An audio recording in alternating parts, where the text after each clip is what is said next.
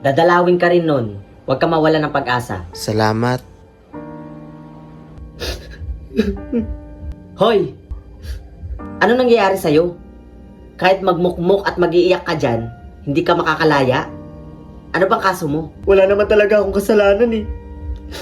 Napagkamalan lang ako na nagnakaw sa isang bahay. Sinundan ko kasi yung akala ko kapatid ko. Tapos yun, binugbog at pinakulong na nila ako. Hindi pwede to. Kailangan ko pa mahanap yung kapatid ko. Pares na pares lang tayo ng sitwasyon. Nawala rin yung kapatid ko. Sa ngayon, kailangan mong lumaban at patatagin yung sarili mo. At tanggapin yung nangyari.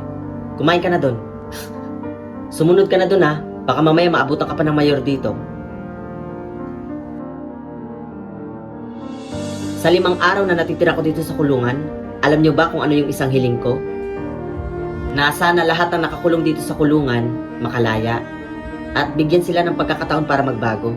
Napakabait mo naman pala. Mabait naman talaga ako. Kaya ikaw, imbis na mag-iiyak at magmukmuk ka dyan, try mong itawa na lang. Tignan mo, mababawasan niyang lungkot mo. Ano ba kasing kaso mo? Nakapatay ako. Nakita ko kasi na pinagbubugbog yung kaibigan ko. Kaya pinagtanggol ko. Kaya ayun, napatay ko.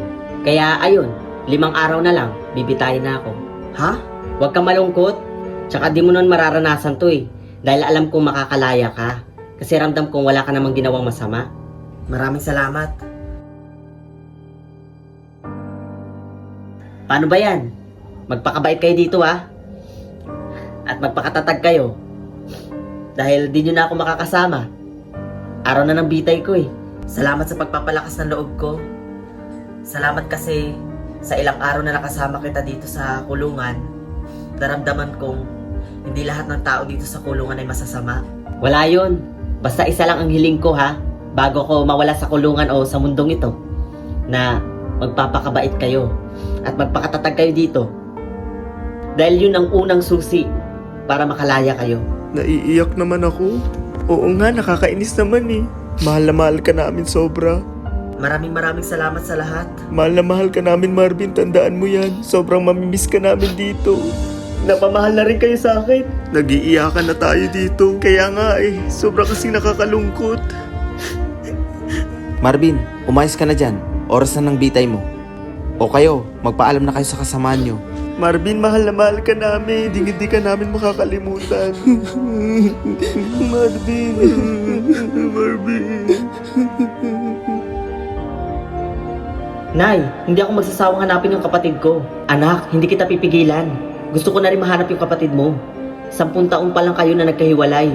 Salamat kasi hindi ka sumusuko. Hindi ako mawawala ng pag-asa, Nay. Basta anak, wag mawawala sa isip mo yung palatandaan ng kapatid mo. Na kung anong marka yung nasa dibdib mo, meron din siya niyan. Kaya isa rin niya sa dahilan kung bakit nahihirapan tayong mahanap siya. Kuya?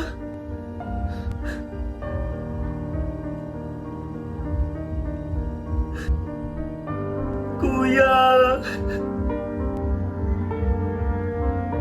Ha? Huwag niyo po papatayin yung kuya ko! Huwag niyo po papatayin yung kuya ko! Kuya! Bunso! Marvin, tama na yan. Halika na. Teka lang po, boss police! Teka lang ho! Bunso!